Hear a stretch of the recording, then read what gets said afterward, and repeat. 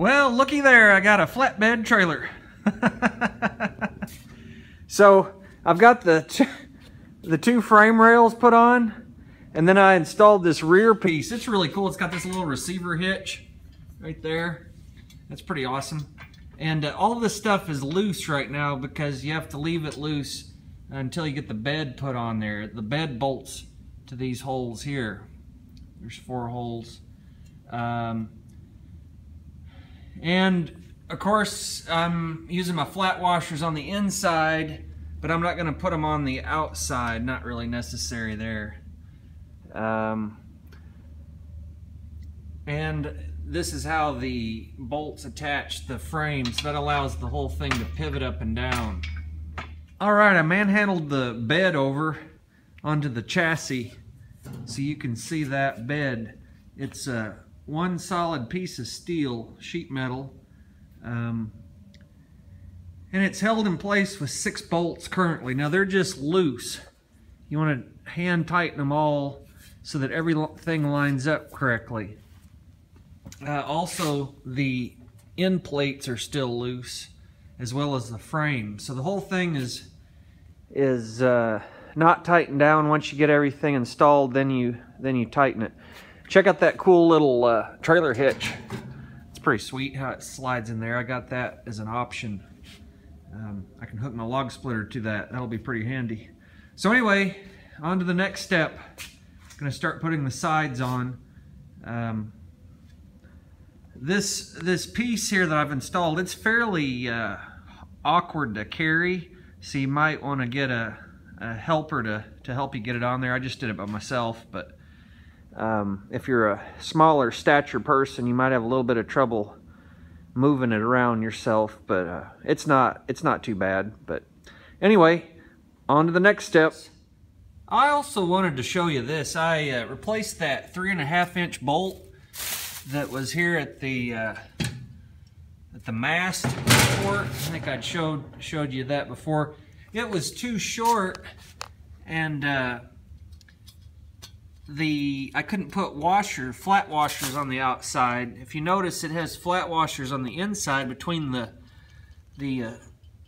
latch that holds the bed up, and then it needs to have washers on the outside as well to hold it all nice and tight, because this thing has to be able to swivel. So anyway, I replaced that bolt. I strongly recommend doing that. It's the right way to assemble it. So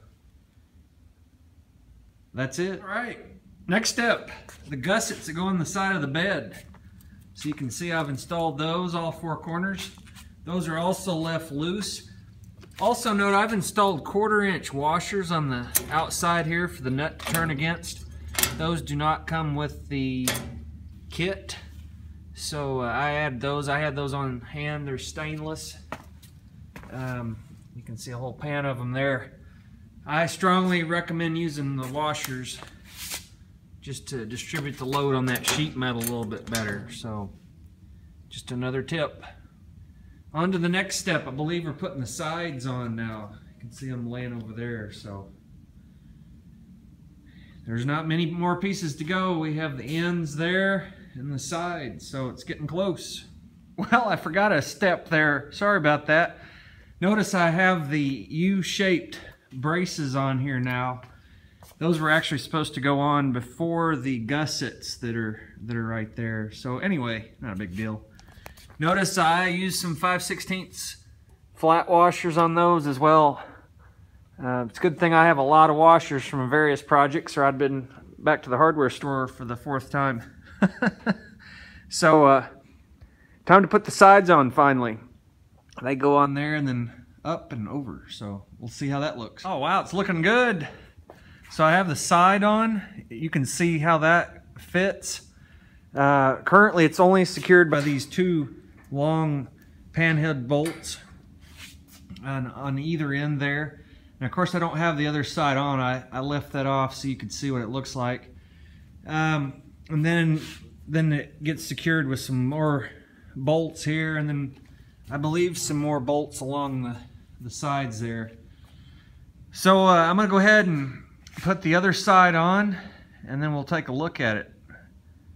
I'm amazed how good a finish this large piece of sheet metal has. The powder coating is very, very nice on it. And amazingly, it's not dinged up at all. There is a few places on other parts that have some scratches. Like right there's one. But all in all, not too bad. It's pretty impressive considering it rides in a box. So on to the other side. One thing to notice, it's kind of odd. There's no sticker on this side. It's only on that left side. So anyway, I guess that saves a little bit of money.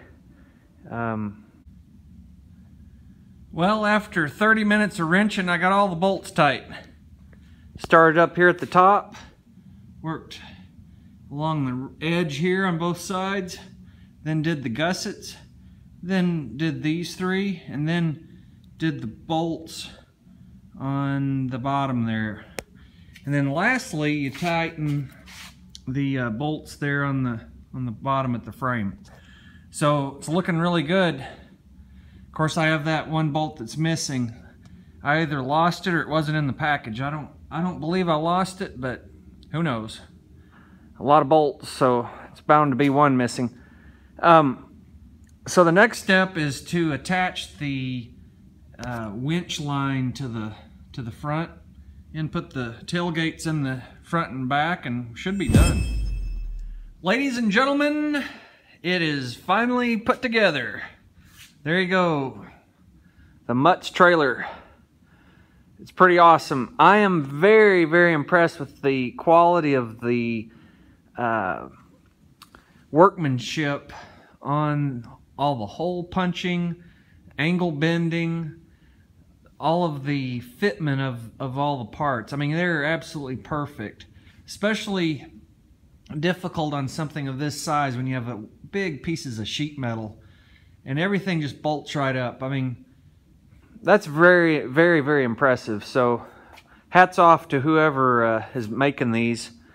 Of course, Mutts Trailers is making them, and I believe they use a company to fabricate the parts, of course. So very, very nicely done. I wanted to show you, I've got the gates put in so you can see that front and back. Look at it, makes kind of like a little seat. That's pretty cool. You can haul the kids back there, your mother-in-law, or whoever you want to stick back in the back. So that's really cool. I wanted to show you this. We have a pin that goes across, and it just stays there. If you want to secure the box so it can't tip up, then you would put the pin through the bottom hole. It's a little bit tight, but I suppose that's good, so the thing has no movement whatsoever. Then of course the top is our winch line connection, and it uses this bent bolt. It's kind of interesting, but it has a bend in it, and that helps to center that hook so that it doesn't move around. So very well made. It has a nylock there. Of course, I put my washers on that as well. That's the only thing I'm not real crazy about, is I believe it should have had washers on a lot of these joints provided. Of course, I put my own on, but you know, that's just how it should be put together, especially on the sheet metal. There's areas where you can see here on the bottom I've put washers on all the nuts.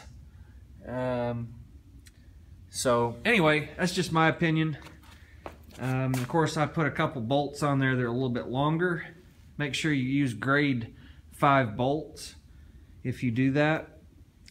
But anyway, my last thing I'm going to do is I'm going to touch up the white on the wheels like I talked about before.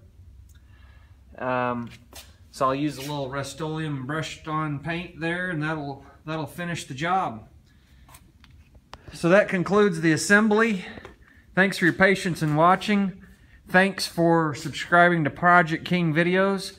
If you decide to order one of these, mention my Project King channel name to Mutts Trailers. It might be fun to see if we can help Mutts sell some trailers, and they might send me something to evaluate or whatever. I am not sponsored by them or anything like that. I bought this trailer for myself at full cost, but I wanted to do a video on it because I think they're very well made, and I think they're very unique, and they're made in Canada, which I also think is really cool. So stay tuned for some more videos. I'll be featuring the Mutts trailer. We'll get the Honda Foreman hook to it. Let me tell you, people, this is a fairly large trailer. It's larger than I thought it would be, so I'll have some comparisons soon showing it outside with a more normal dump trailer that you'd pull with like a garden tractor. This is a big trailer, so you can easily overload a four-wheeler with this trailer if you fill it up. So anyway, we'll see how it goes outside. So thanks for watching, and we'll see you next time.